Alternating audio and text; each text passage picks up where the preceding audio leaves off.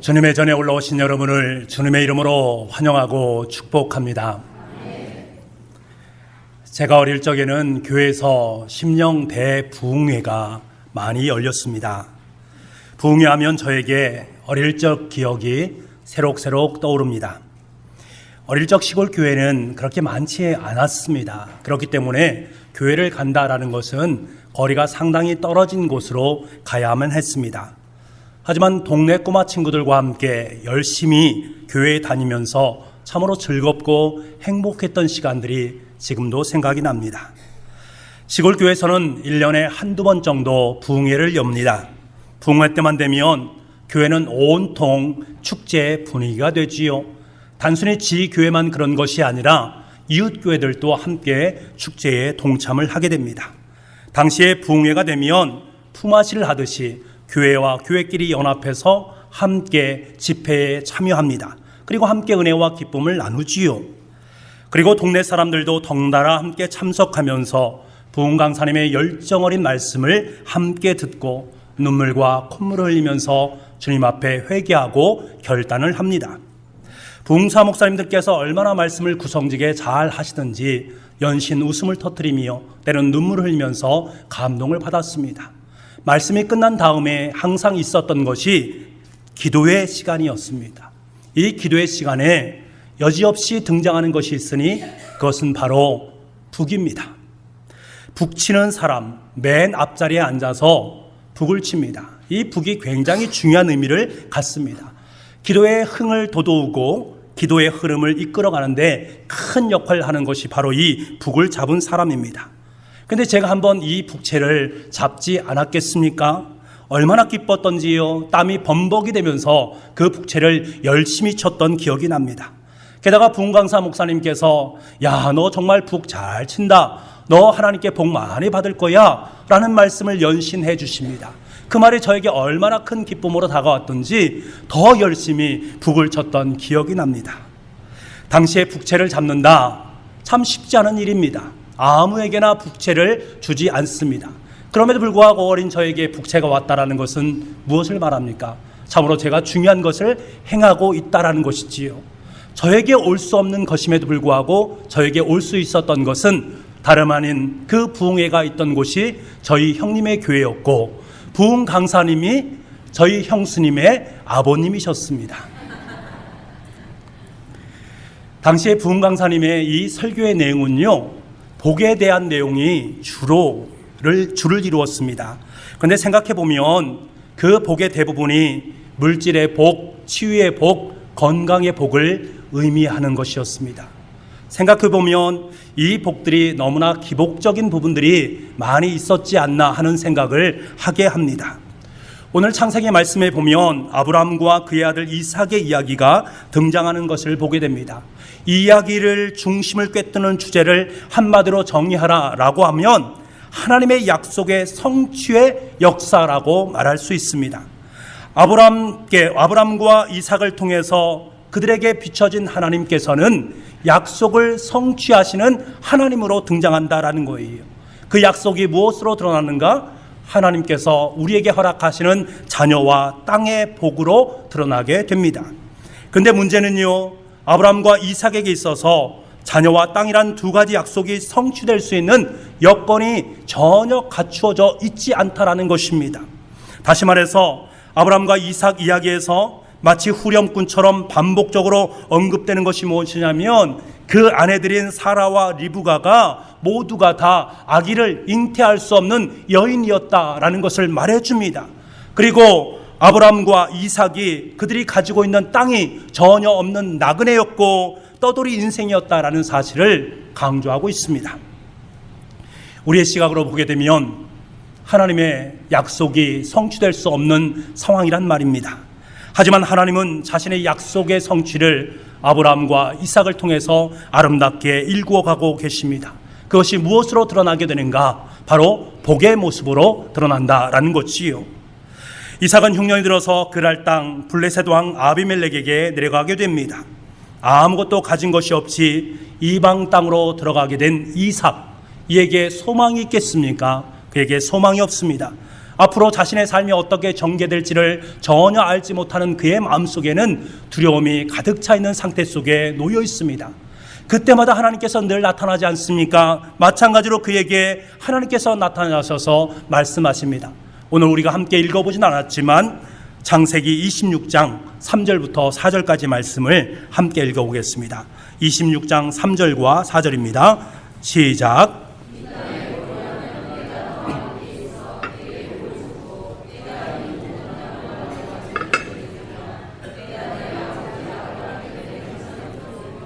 내 자손을 하늘의 별과 같이 번성하게 하며 이 모든 땅을 내 자손에게 주리니 내 자손으로 말미암아 천하 만민이 복을 받으리라. 아멘. 하나님께서 약속하신 것이 무엇입니까? 자녀와 복을 주시겠다라는 약속을 들려주십니다. 근데 이 약속은요, 이미 이삭의 아버지인 아브라함에게도 약속하셨던 동일한 약속입니다. 아브라함은 75세에 갈대아 우르를 떠나서 실패와 성공이라는 극적인 시련들을 하나하나 다 거칩니다. 그리고 난 후에 25년이 지난 100세가 되었을 때에 자녀라는 약속의 성취인 그 증표인 이삭을 드디어 얻게 되는 것이지요. 25년 동안 아브라함은 자신의 방법대로, 인간적인 방법대로 혈통을 이어가려고 했습니다만 하나님께서는 하나님의 계획과 하나님의 방법대로 그 모든 일을 성취시켜 가십니다. 그 하나님께서 지금 이방 땅에 있는 이삭에게 동일한 약속을 해 주시고 계십니다. 그러시면서 그들에게 자녀의 복을 주시겠다라고 말씀하십니다. 내 자손으로 말미암아 천하 만민이 복을 받으리라. 그렇다면 여러분, 과연 현재를 살아가는 우리들에게 이삭에게 약속의 성취로 말씀하셨던 이 자녀의 복은 과연 어떤 의미를 안겨주는 것일까? 이삭에게 약속의 성취를 들려주시고 그것을 자녀의 복의 모습으로 말씀해 주셨는데 현재를 살아가는 우리들에게 과연 그것은 어떤 의미를 내포하고 있는가? 사도 바울은 그 사실에 대해서 이렇게 고백하고 있습니다. 로마서 4장 16절 말씀입니다. 새 번역으로 제가 읽어드리겠습니다. 이 약속은 믿음에 근거한 것입니다. 그것은 하나님께서 아브라함에게 이 약속을 은혜로 주셔서 이것을 그의 모든 후손에게도 곧 율법을 사는 사람들에게만이 아니라 아브라함이 지닌 믿음으로 사는 사람들에게도 보장하시려는 것입니다. 아브라함은 우리 모두의 조상입니다. 이 말은 무슨 말입니까? 하나님의 약속은 이스라엘 백성들에게만 국한된 약속이 아니다라는 거예요. 오늘을 살아가는 우리들에게도 예수 그리스도를 통해서 모두가 아브라함의 자손이 되었다라는 것입니다. 아브라함은 무엇을 말합니까? 하나님께서 아브라함에게 약속을 주셨다. 약속의 증표가 바로 아브라함 아니겠습니까? 아브라함의 자손이 되었다는 것은 무엇을 말합니까? 우리 또한 하나님의 약속의 자녀가 되었다라는 것을 의미하고 있습니다. 하나님께서 우리를 일방적으로 부르셔서 하나님의 약속의 자녀로 삼아주신 거예요. 이것이 우리의 삶 속에 진정한 복입니다. 여러분, 우리는 하나님의 자녀가 되는 총을 받았음을 확연하게 믿음으로 고백할 수 있기를 원합니다. 이제 죄인 되었던 우리가 하나님의 자녀로서의 삶을 살아가게 되었다라는 거예요. 하나님의 약속의 성취가 저와 여러분의 삶을 통해서 아름답게 이루어졌다라는 사실입니다. 예수님께서 하나님께 드렸던 위대한 기도가 있습니다. 요한복음 17장 말씀을 보면 대제사장적 기도가 있는데 이때 엄청난 기도를 하나님께 드리고 있습니다. 요한복음 17장 22절 말씀입니다. 내게 주신 영광을 내가 그들에게 주었사오니 이는 우리가 하나가 된 것 같이 그들도 하나가 되게 하려 함이니이다. 내게 주신 영광을 내가 그들에게 주었사오니 하나님께는 영광이 있지 않습니까? 그 모든 영광을 그의 아들인 예수님에게 주셨다라는 거예요. 그런데 그 예수님께서는 그 영광을 우리의 삶의 자리 속에 허락해 주셨다라는 것입니다. 영광이란 것은 하나님만이 받을 수 있는 것 아니겠습니까? 그럼에도 불구하고 하나님께서 우리의 삶 가운데 하늘의 영광을 허락하셨다라는 거예요. 우리의 삶의 자리 속에는 하나님의 영광이 가득 찬 주님의 자녀다라는 사실입니다. 그 영광이 저와 여러분의 삶 속에 전가되어졌습니다. 왜 전가하신 것입니까? 그것은 다름 아닌 저와 여러분이 하나님의 자녀이기 때문에 그렇습니다. 우리는 주님과 한 형제, 한 자매가 되었기 때문입니다. 여러분, 이보다 더 큰 복이 어디에 있느냐 말입니까? 이 사실 앞에 기뻐하고 감사할 수 있는 우리가 될 수 있기를 원합니다. 이삭의 복은 단순히 자녀의 복에 국한된 것이 아닙니다. 땅에 대한 약속의 성취로도 이어져 가고 있습니다. 흉년을 만난 이삭이 블레셋 땅 그랄에 이르렀을 때에 하나님께서 그에게 복을 주심으로 말미암아 부자가 되었습니다. 농사인 초보인 이 이삭은 흉년 때에 풍작을 이룬데 100배의 풍작을 이루었다라고 말을 하고 있습니다. 보통 가나안 땅에서 농사를 지을 때에 가장 잘된 농사를 칭할 때에 그들이 뿌린 씨앗의 20배 정도의 수확을 얻으면 대풍작이라고 말을 합니다. 그런데 흉년의 때에 20배도 아닌 100배의 득실을 얻었다라는 것은 그만큼 하나님께서 그에게 복을 주셨다라는 것을 의미하고 있습니다. 그런데 문제는 이것으로 인해서 가나안 목자들이 이삭을 시기하게 되었다라는 거지요. 그래서 이삭이 팠던 우물들을 메워버리고 이삭을 그 땅에서 추방을 시키게 됩니다. 당시 유목민에게 있어서 가장 중요한 것은 우물이었습니다. 고대 유목민들은 우물을 가장 중요한 재산으로 여겼습니다. 그래서 그들에게 하나의 비밀이 있는데 그 비밀이 무엇이냐면 우물로 가는 길과 우물의 이름을 비밀리에 자녀들에게 전수하는 것이었습니다. 그래서 우물의 소유권을 자녀들에게 양도했다라는 거지요. 그러다 보니까 이 우물의 소유권으로 말미암아서 갈등이 많이 생기게 되었습니다. 그 갈등이 있을 때에 그들은 서로가 우물을 메꾸는 그러한 일을 행했다는 것들이지요. 이삭도 마찬가지입니다. 아버지 아브라함이 전에 팠던 우물을 양도받았고 우물을 파서 생수를 얻게 되었습니다. 그런데 이를 시기한 가나안 목자들이 그곳에 찾아와서 다툼을 일으키는 거예요. 그러자 이삭은 그 우물 이름을 에색이라고 정해놓으면서 그 우물을 떠나게 됩니다. 그리고 다른 곳으로 이동을 하게 됩니다. 에색은 다툼이란 뜻입니다. 에색의 우물이 있는 곳은 인간들의 분쟁이 있는 다툼의 땅이라는 거지요. 이삭은 또다시 자리를 옮겨서 새 우물을 파게 됩니다. 그곳에 또다시 가나안 목자들이 찾아와서 그 우물을 메꾸어 버립니다. 그러자 그곳 이름을 신나라고 짓습니다. 신나라는 뜻은 대적함이란 의미를 갖습니다. 그리고 나서 또다시 장소를 이동하게 되지요. 이 우물 역시 에색 땅과 마찬가지로 원수들끼리 서로 대적하는 다툼의 땅이었습니다. 여러분 한번 생각해 보십시오. 얼마 전까지 이삭은 거부였습니다. 하지만 계속되는 우물 쟁탈전에서 그는 우물을 다 빼앗기고 말았습니다. 분명히 하나님께서 자신에게 복을 주신다라고 말씀하셨는데 그 복이 현실화되는 것처럼 여겨졌었는데 이제 그것이 하나의 신기루로 되어버리는 그러한 일이 벌어지게 된 것이지요. 그때 이삭의 마음속에 어떠한 생각이 들었겠습니까? 정말 하나님께 나 인생 속에 복을 주시는 건가? 하나님의 복은 정말로 유한 복인가? 라고 의구심을 갖지 않았겠습니까? 하지만 여러분, 하나님의 방법은 다르다는 것입니다. 하나님의 마음은 에색, 다툼의 땅, 신나, 대적함이 있는 땅이 아니었습니다. 하나님께서는 인간이 물질의 노예가 되어서 서로 더 많은 것을 갖기 위해서 다투고 시기하고 대적하는 그러한 장소를 원하지 않는다라는 사실입니다. 하나님께서는 그러한 장소가 아니라 하나님의 마음이 머무는 장소, 하나님께서 임재하실 그 장소를 원하신다라는 거예요. 그래서 그들에게 또다시 다른 장소로 이동할 수 있도록 만들어 주십니다. 그 장소가 바로 르호봇. 르호봇은 장소가 넓다라는 뜻입니다. 여러분, 하나님께서는 다툼이 있는 우물, 대적의 판을 치는 그러한 우물을 원하시지 않습니다. 하나님께서는 이것보다도 훨씬 더 넓은 열린 공간, 하나님의 마음이 머무르는 하나님의 땅을 원하시고 계십니다. 그리고 그 땅으로 저와 여러분을 초청시켜 주셨다라는 사실을 꼭 기억할 수 있기를 바랍니다. 여러분, 에색과 신나에 머무르지 마시기 바랍니다. 더 이상 싸움이 있는 곳, 더 이상 다툼이 있는 곳, 더 이상 대적함이 머무는 그 땅에 머무지 않기를 바랍니다. 다툼 대적함으로 얻어진 것은 하나님께서 기뻐하지 않습니다.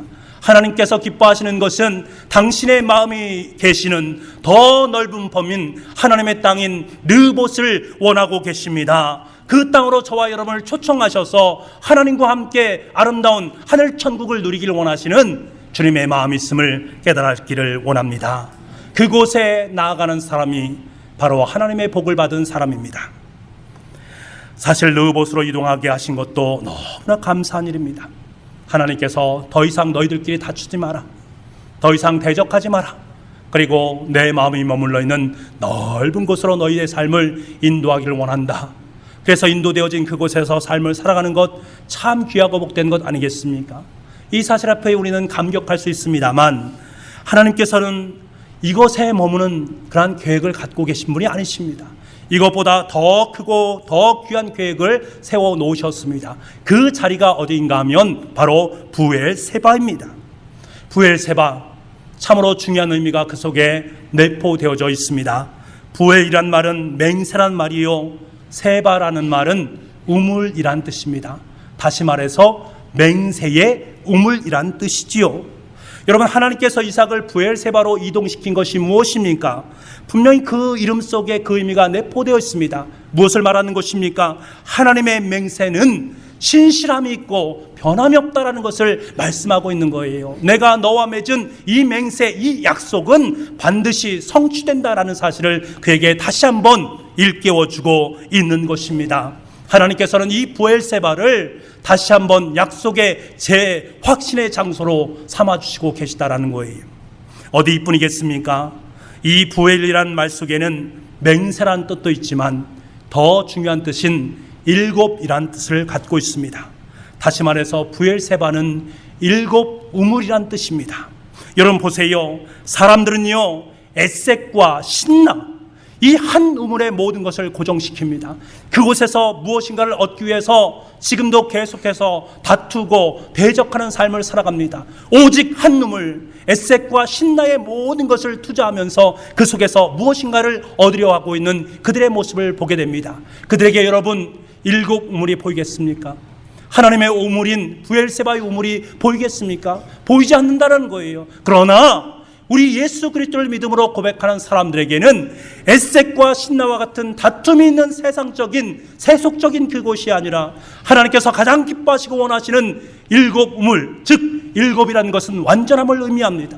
하나님의 완전함이 머물러 있는 그곳, 하나님의 생명수가 흘러넘치는 그곳으로 우리를 초청하기를 원하신다라는 사실입니다. 그래서 하나님께서는 사람들이 하나의 우물에 집중할 때, 에색과 신나의 우물에 집중할 때 우리들에게 말씀하십니다. 그곳을 떠나라. 자신이 원하는 것, 하나가 아닌 일곱이 있는 곳, 하나님께서 임재하시고 하나님의 마음이 우리 가운데 함께 있는 그곳, 그 부엘세바로 너희의 인생을 고정시켜라라고 말씀하고 계십니다. 사랑하는 북부가족 여러분, 하나님의 복은 인간이 계획하는 물질적인 복보다 더 크고 위대한 복입니다. 현재 여러분의 삶 속에 다툼이 있습니까? 여러분의 삶 속에 대적함이 있을 수밖에 없는 상황 속에 놓여 있습니까?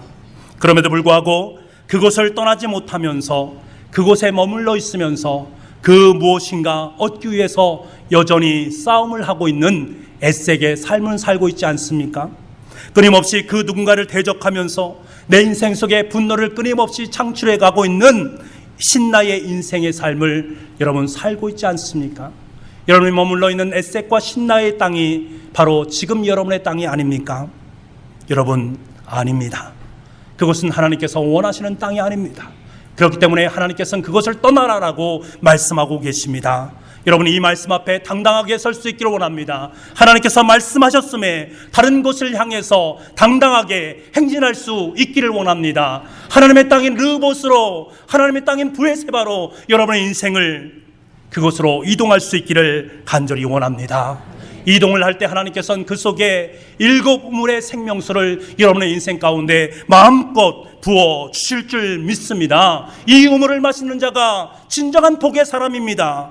이것이 바로 우리 가운데 허락한 하나님의 복인 줄 믿습니다. 그런데 여러분, 하나님께서 이삭에게 주셨던 자녀와 땅의 복, 이 복도 참으로 귀하고 참으로 중요한 복입니다. 그런데요, 이보다 더 크고 중요한 복이 있다라고 말씀하고 계십니다. 오늘 본문에 따르면 3절과 24절 말씀에 하나님께서 이삭에게 복을 주셨다라고 말씀하고 있습니다. 그런데 이 말씀을 하기 이전에 3절과 24절에 동일하게 말씀하는 것이 있습니다. 내가 너와 함께 있다라는 표현을 함께 사용하고 있어요. 이것이 얼마나 중요한지 모릅니다. 내가 하나님께 복을 받았다라는 그 말씀 이전에 내가 너와 함께하고 있다라는 이 말씀이 선행되고 있다는 것이 대단히 중요합니다. 여러분 29절 말씀에 보게 되면 블레셋 사람들, 이방 사람들입니다. 그들이 이삭에게 무엇이라고 말합니까? 여호와께 복을 받은 자라고 말씀하고 있습니다. 여호와 하나님께 복을 받은 자라는 거예요. 그런데 이 말씀 이전에 28절 말씀에 뭐라고 말합니까? 여호와께서 너와 함께 하심을 우리가 분명히 보았다라고 말씀하고 있습니다. 이것이 얼마나 중요한지 모르겠습니다. 여러분 이것은 우리에게 무엇을 말씀합니까? 우리의 궁극적인 복의 근원이 어디인지를 분명하게 말씀하고 있습니다. 지금 이삭이 있는 곳은 이방 땅입니다. 이방 사람들은 하나님에 대해서 전혀 알지 못합니다. 그럼에도 불구하고 이삭을 여호와께 복을 받은 자라고 말하고 있습니다. 그 이유가 무엇입니까? 바로 하나님께서 이삭과 함께하고 계신 것을 보았다라는 사실입니다. 여러분, 하나님께서 우리와 함께 하신다, 이 사실 우리 인생 속에 가장 크고 위대한 복입니다. 하나님께서 함께 하신다라는 이 표현은 이삭에게 국한된 뿐만 아니라 아브라함에게도 들려주셨던 하나님의 약속의 말씀입니다. 아브라함에게도 주시고, 그리고 그 말씀이 이삭에게 이어지고, 그리고 난 다음에 그의 아들인 야곱에게 이어지고, 그리고 난 다음에 요셉에게도 동일하게 이어지고 있습니다. 아브라함과 이삭과 야곱 그리고 요셉에게 복은 하나님께서 함께 하신다라는 말씀을 통해서만 이해되어질 수 있다라는 사실입니다. 그들에게 진정한 복은 하나님께서 함께 하심입니다. 여러분, 노예로 끌려간 요셉을 성경에서는 그를 무엇이라고 말하고 있습니까? 형통한 자, 복을 받은 자라고 표현되어 있습니다. 형들에게 죽임을 당할 뻔했습니다. 말도 통하지 않는 외국의 노예로 팔려갔습니다. 여러분, 이보다 더 비참한 인생이 어디 있겠습니까? 그 속에서 짐승의 취급을 받습니다. 그러다가 한 사람의 집에 끌려가게 됩니다. 참 비참한 인생이 되었습니다. 그런데요, 성경은 우리에게 이해하지 못할 한마디 말을 우리에게 들려주고 있습니다. 여호와께서 요셉과 함께 하심으로 그가 형통한 자가 되어, 그가 복받은 자가 되어 그의 주인 애굽의 사람의 집에 있다라고 말씀하고 있습니다. 요셉의 보디발의 집에서 열심히 일했습니다. 그런데 모함을 받게 되지요. 열심히 최선을 다했는데 모함을 받게 됩니다. 그로 말미암아 감옥 안에 들어가게 됩니다. 여러분, 이보다 억울한 일이 없습니다. 더욱더 비참해진 그의 인생입니다. 그런데 여러분, 성경은 우리에게 엄청난 말씀, 이해할 수 없는 말씀을 또다시 들려주고 있습니다. 여호와께서 그를 범사에 형통하게 하셨더라. 여호와께서 범사에 그에게 복을 허락해 주셨더라. 사랑하는 성도 여러분, 성경은 우리의 상황과 형편에 따라서 형통한 자라고 말하지 않습니다. 형통하다, 복되다라고 판단하는 근거가 어디에 있습니까? 하나님께서 함께 하시는가, 함께 하시지 않는가. 우리의 상황 속에 복이 있는 것이 아니라 하나님께서 내 삶 속에 함께 하시는가, 함께 하지 않는가, 그것이 우리 인생의 복이다라는 사실이에요. 이사야 선지자도 우리에게 동일하게 말씀하지 않습니까? 때로는 우리가 물을 지날 때도 있고 불꽃을 지날 때도 있습니다. 참으로 절망의 순간이지요. 참으로 힘든 순간이지요. 하지만 하나님께서는 무엇이라고 말합니까? 물이 너를 침몰하지 못하게 만들고 불꽃이 너를 사르지 못하도록 만든다라고 말씀하고 있습니다. 그 이유가 무엇인가? 내가 물 가운데에 지날 때에 내가 너와 함께 하리라. 내가 너와 함께 하기 때문에 우리의 모든 삶의 자리 속에, 절망의 자리 속에서 소망으로 나아갈 수 있다는 거예요. 시편 1편을 보게 되면 시편 기자는 이스라엘 백성들에게 복 있는 사람이라고 말하지 않습니까? 왜 그렇게 고백하고 있는가? 그 이유에 대해서 나무로 비유를 하고 있습니다. 그는 시냇가에 심은 나무가 철을 따라 열매를 맺으며 그 잎사귀가 마르지 아니함 같으니 그가 하는 모든 일이 다 형통하리로다. 제가 말씀드렸지 않습니까? 시냇가에 심은 나무는 원래 원어적 의미로 보게 되면 수송태의 의미를 갖게 되고, 다시 말해서 시냇가에 심기운 나무가 된 것입니다. 원래는 광야의 메마른 땅에 있었던 그 나무였지만 하나님께서 그 나무를 불쌍히 여기셔서 시냇가에 생수가 흐르는 곳으로 옮겨 놓았다. 그 속에서 생명수가 흐르게 만들므로 말미암아 잎사귀가 마르지 않고 과실을 맺을 수 있도록 만들어 주셨다. 이것이 하나님께서 주시는 형통의 복이다라는 것을 시편 기자는 고백하고 있습니다. 여러분, 시편 기자가 이러한 모든 과정 속에서 본 것은 무엇입니까? 다른 것을 본 것이 아닙니다. 그가 본 것은 함께 하시는 하나님의 역사를 본 것입니다. 함께 하시는 하나님의 역사를 보고 나니까 그가 하는 모든 일들이 다 형통하리로다. 여러분, 하나님께서 저와 여러분의 삶 가운데 함께 하시면 저와 여러분의 인생의 모든 일들은 하나님의 복으로 드러나게 될 줄 믿습니다. 사랑하는 북부가족 여러분, 하나님께서는 우리와 함께 하십니다. 과거 우리의 삶의 과정 속에 주님께서 함께 하셨습니다. 지금 현재 우리의 삶 속에서 지금도 함께하고 계십니다. 우리의 모든 미래의 삶 가운데도 하나님께서는 함께 주실 줄 믿습니다. 이 삶을 매일매일 삶을 통해서 깨닫고 고백하는 그 사람이 진정한 복의 사람입니다.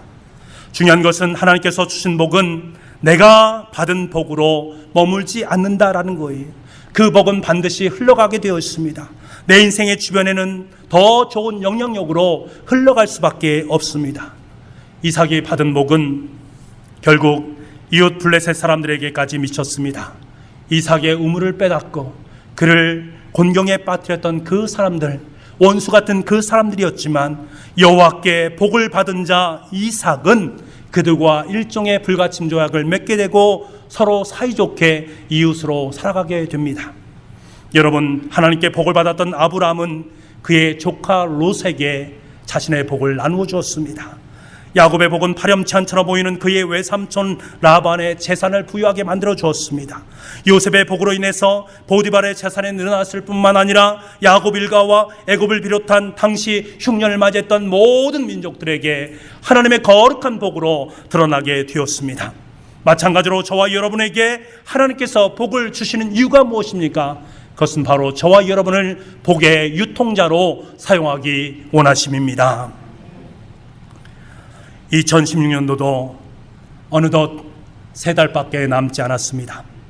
우리 교회는 한 해를 은혜와 감사의 해로 정했습니다.